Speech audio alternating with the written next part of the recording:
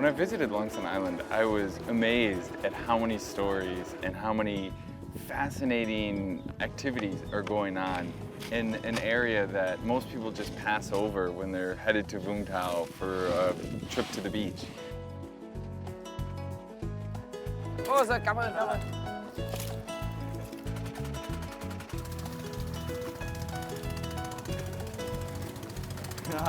So, it looks easy, but they're quite heavy when they get in. But they don't really have anywhere to go. Nhiều. Nhiều. Nhiều lên. Nhiều lên. Nữa.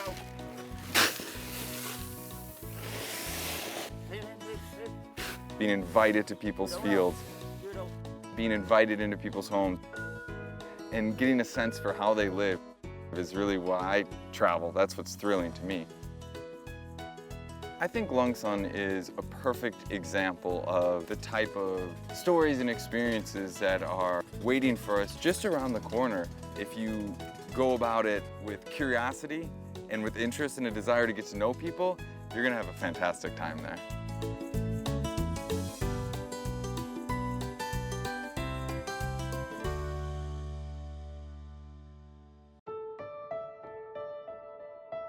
Long Sơn Commune is 12 kilometers southwest of Vũng Tàu City by road and has a total area of 92 square kilometers, of which 54 is land that contains a high content of saline.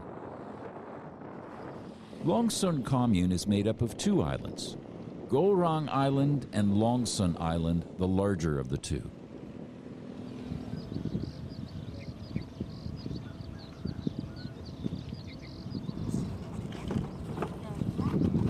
If you can wake up early, the salt fields of Long Sơn will surely be a fascinating sunrise viewpoint and a good place to find out how local people make salt.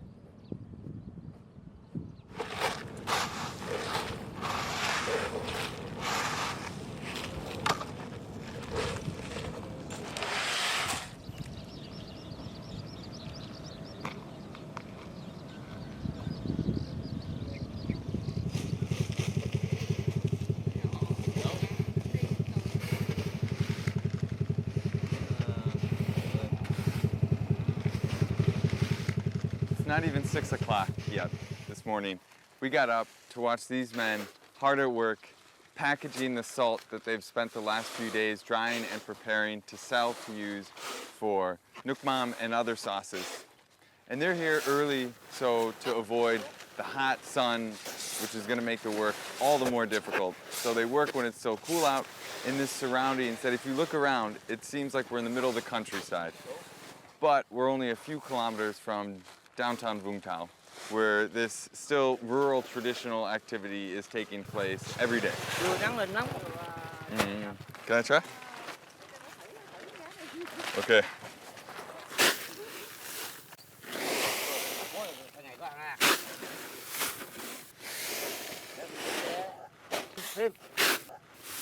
Chưa đủ đâu, chưa đủ. Rồi. 50 kg. 50. Quần đẹp quá ha. Cảm ơn. Cảm ơn. Chứ không đẹp, bự vậy đi hồi dướng.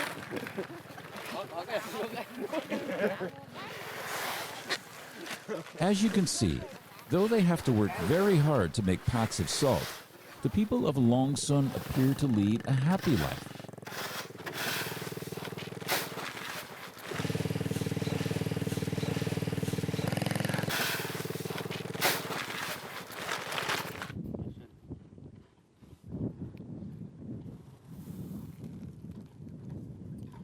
It's easy to take salt for granted. It's in all of our homes, in the kitchen, and on every dinner table. But coming here to Long Sơn really puts in perspective the complicated process that involves so many different people, beyond just the tricks and secrets about how to make it. I'm standing in the middle of one of Long Sön's salt fields. On the left, the water is undergoing the process of crystallization. And after 10 or 12 days, enough water will have evaporated that the salt can be collected, like it's being done on my right. Some salt farmer, to speed up the salination, will add already developed salt to the water to coax the salt crystals to form, kind of like when you add bacteria to make yogurt.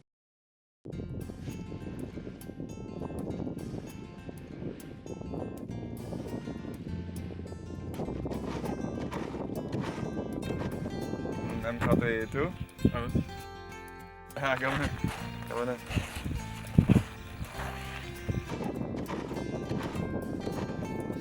Oh.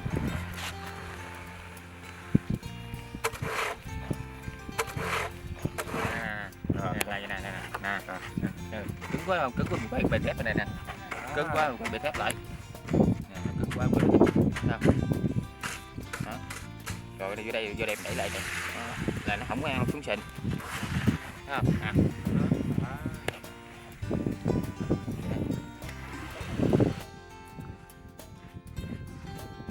Watching some of the workers here and talking to them as they're very friendly to explain what they do and why really makes it clear that it takes a lot of work and a lot of really hardworking people to bring salt to everybody's table throughout the country. Chưa quen.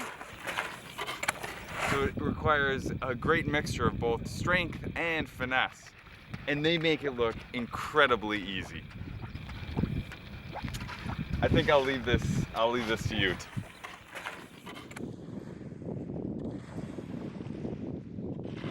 Cảm ơn anh.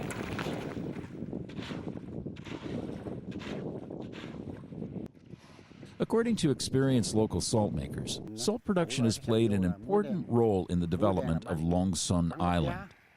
Salt production was one of the few livelihoods people from the Mekong Delta had knowledge and expertise they could utilize when they first arrived here.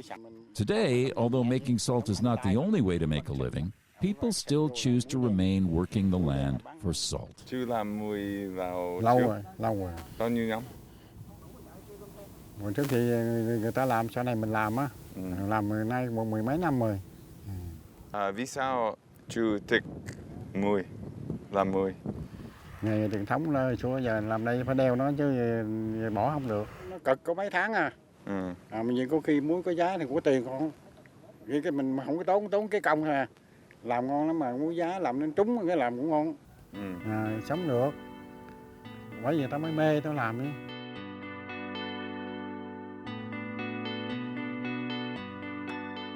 I most enjoy when I travel, whether it's a big city or a rural area, is to just kind of see what people that live there are doing. What is their normal routine? What is their daily job? Or how are they spending their time relaxing? And trying to get a sense of why that is, because more often than not, they're doing something that I'm not familiar with or I've never thought to do or thought to ask about. And I think that's why we travel, is to get a sense for other worlds or other norms outside of our own.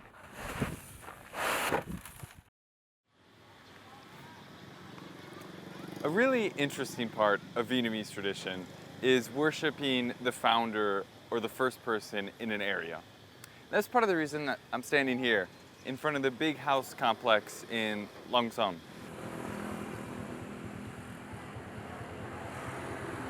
The Big House is the name of the temple complex of Ong Chan faith on Long Sơn Island. Long Sơn Big House was built by Mr. Lê Van Mu, often called Ong Chan by Long Sơn Islanders. After Ong Chan passed away, his followers have kept worshiping him and other gods every day. Xin chào bác. Dạ, mời. Cảm ơn. Paul was received by Miss Lê T. Kian, Ong Chan's fourth generation descendant. Ngôi nhà này diện tích 7.835 mét vuông. 1910 là bắt đầu ông xây dựng cái nhà lớn này. Từ Hà Tiên về. Đi trên chiếc thuyền đó là khoảng 20 mấy người. Ông nhà lớn là người đầu tiên về đây khai quang lập ấp, có làm nghề muối, làm ruộng lúa, rồi trồng củi nữa. Thế là cái gì? Đây là bánh lái ghe của ông ngày xưa. Nhờ có ghe này đi đóng đáy biển mà ông mới làm nên sự nghiệp.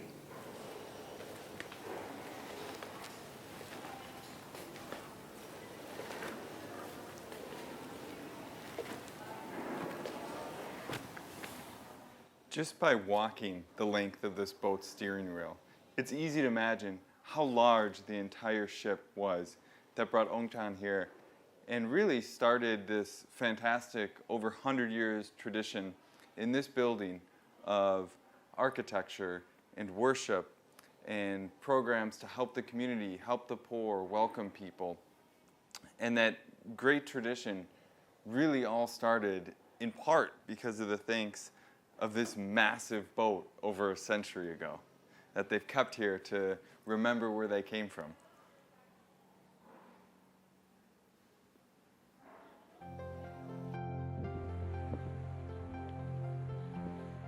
Architecturally, Long Son Big House comprises of many smaller buildings that were built in the style of Vietnamese communal temples with bricks, tiles, and wood.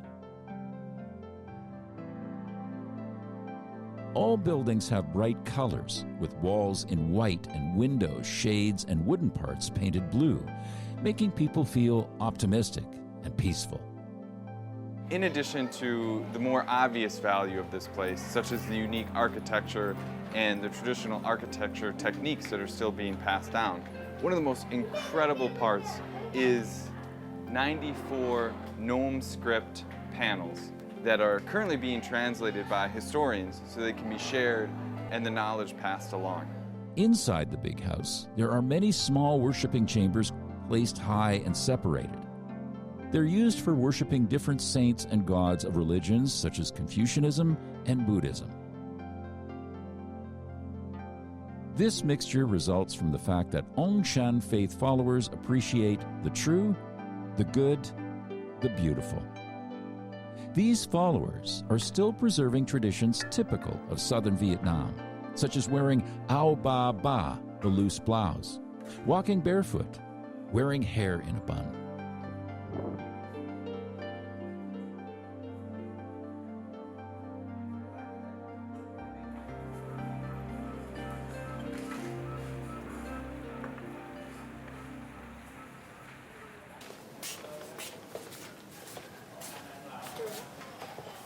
Đang đơm cơm nè.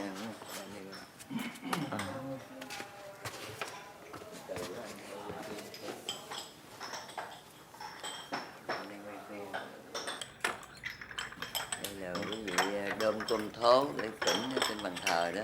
Mỗi ngày sáng chiều, 7:30 sáng và 2:30 chiều. Quy định mỗi bàn thờ bao nhiêu thố. Rồi quý anh để sẵn trong mâm vậy nè. Anh nào có trách nhiệm ở bàn nào thì đơm mâm đó. Nha, đi lên đây nè. Rồi đi. Đi. Rồi đi lên nha. At first, the big house, I mean, the structure is very large and imposing, and anytime it's something religious or traditional and you have honorings and gods, it feels very serious, and you want to be very careful to be matching in how somber you are. But very quickly, after just a few minutes talking or just being greeted by people, you realize how warm it was and how friendly everyone was, interest in showing you around. It was a nice surprise. Cơm này mình chỉnh xong cái mình hội xuống, rồi anh em ở trong phiên dùng. Phiên trong ngày đó là 5 anh em. Một người phiên hầu, một người hương chức là 7. Nhưng là hương chức á, trực trong một ngày thì ngủ phải ở 3 ngày.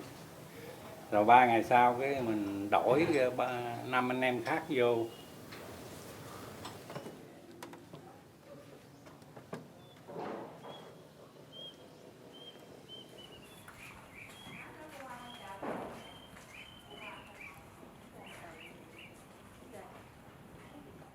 Đây là ông phiên hầu, ông chỉnh ông chỉnh. Xin chào. Rồi xong rồi ông mới bưng xuống đây để mâm chỉnh ông phải 9 món, hào, xào, tôm nấu canh, tôm kho, đậu xanh, chuối, dưa hấu. Tại sao có chín? Ở đây là làm bất cứ cái gì cũng là mình lấy số trực. It's incredible to see how carefully selected and prepared and how closely they follow these traditions that they've developed, maybe without even remembering why they developed it, but they follow them so skillfully and diligently and with such efficiency to get it out. It's a beautiful, beautiful scene to see happen every single day.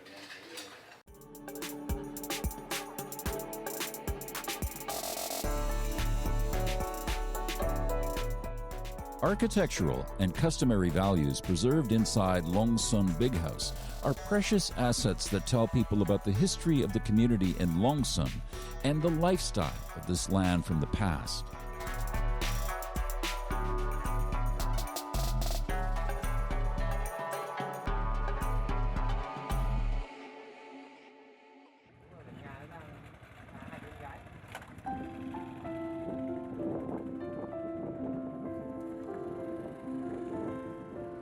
Since the bridges connecting Long Sơn commune with local thoroughfares were built, ease of transport has allowed more people to settle here and perform new jobs.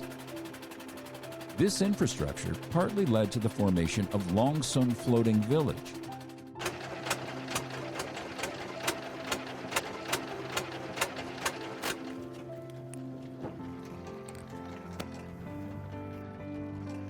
Kéo bước xuống cái rêu ở dưới là ướt là trơn lắm.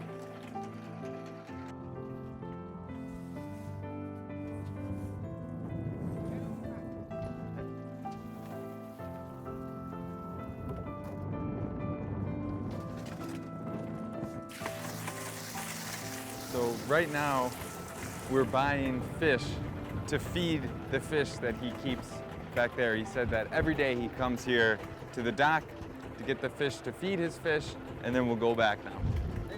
Yeah, okay.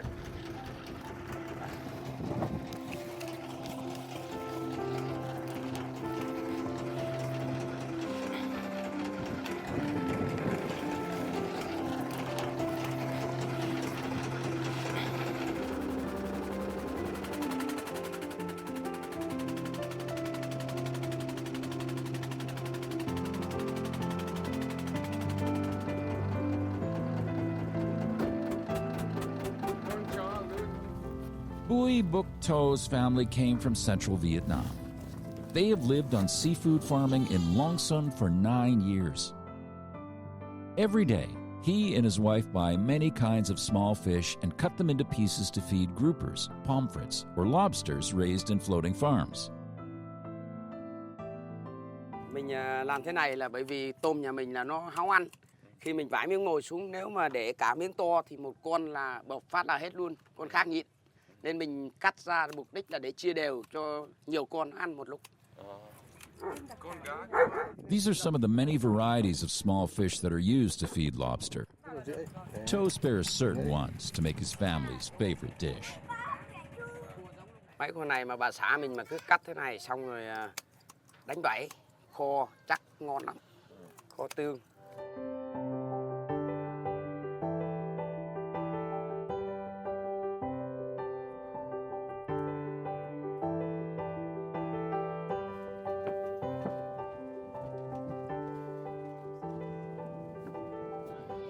To says this area is favorable for farming oysters. An oyster is a mollusk that can live in both saltwater and brackish water. They easily adapt to different climates and have few diseases. Most importantly, oyster farmers do not have to buy or breed young oysters. They only need to prepare floating farms and objects for oysters to cling to. Oysters mostly feed on organic matter suspended in the water.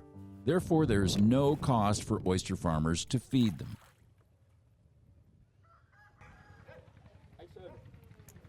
So I was hoping to be able to come help him to do some of the feeding of the fish. But as you might be able to tell, I'm not very swift at this compared to him. He's just running around doing everything far quicker than I can even get there in time, because he's certainly mastered this with practice. Đây là con hào sữa mình đang nuôi đây. Mới bắt đầu nuôi đây. Đây nó đang bé này. Đây là rất nhiều con đang bám. Này mai mốt nó lớn là thành một búi to. To just harvested all his oysters, so he invited Paul to walk around the floating village to buy some oysters from locals.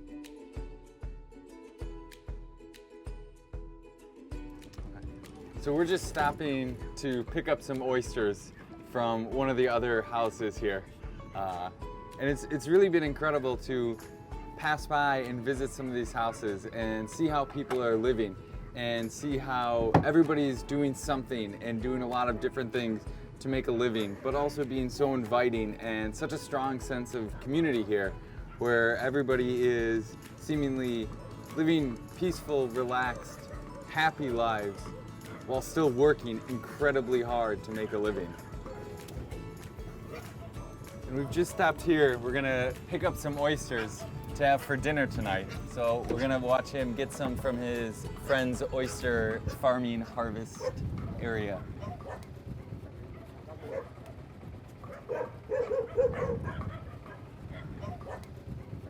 Cái này mình nuôi đây là hàu sữa, hàu đại dương. Là người ta nhân giống, người ta bán, nó bám vào cái miếng. Đây một miếng vỏ của con hàu đá này. Xong các con hàu con nó bám vào và nó lớn, phát triển lên thế này. Nó lọc nước để lớn.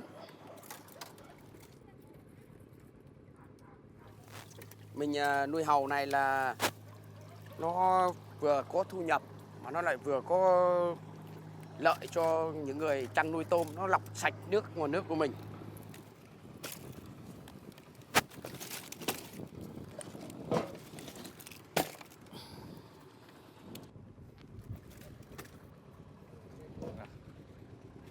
Không gian cảnh quan nó đẹp.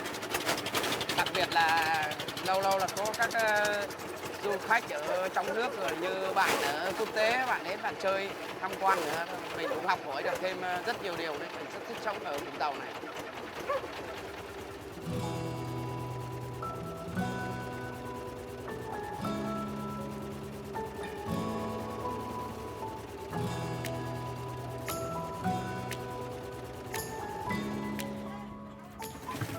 If any visitor is interested in trying to harvest seafood in these floating farms, locals are always willing to help by experiencing it for themselves. Visitors will understand the busy life locals lead and how hard they have to work.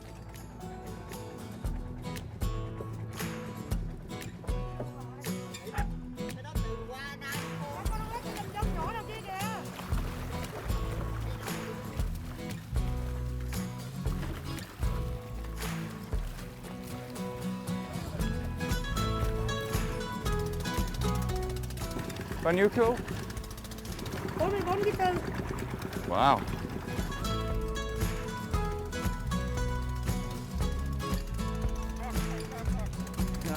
So it looks easy, but they're quite heavy when they get in. But they don't really have anywhere to go. Visiting a family living in the floating village under Cha Va Bridge is a must for anyone interested in finding out more about the changes and development of this island's economic life. This is also a perfect place to finish a visit to Long Sơn Island. You'll have time to enjoy a peaceful afternoon here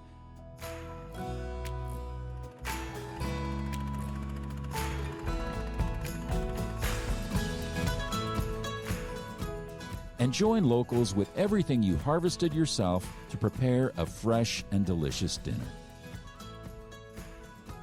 Ở này để tí nữa mình ăn mấy cá cho nó đỡ bị tanh. This is incredible. So we're gonna eat dinner pretty soon. Cái ớt xanh này. And we're still picking the chilies and the spices for dinner, or in these surroundings, a more peaceful backdrop or warm, welcoming people to enjoy it with. It's really a special treat to be here.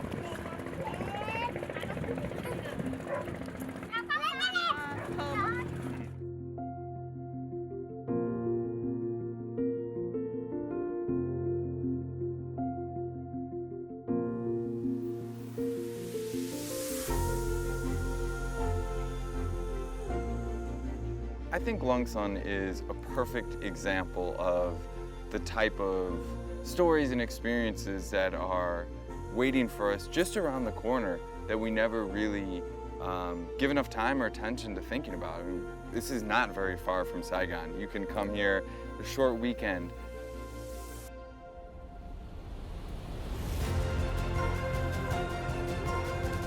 And yet, like we did, you could spend 2 full days here and just be met with some of the most generous people that have amazing stories that I'll remember forever, and I'm sure I'll share and bring back to wherever next I'm headed.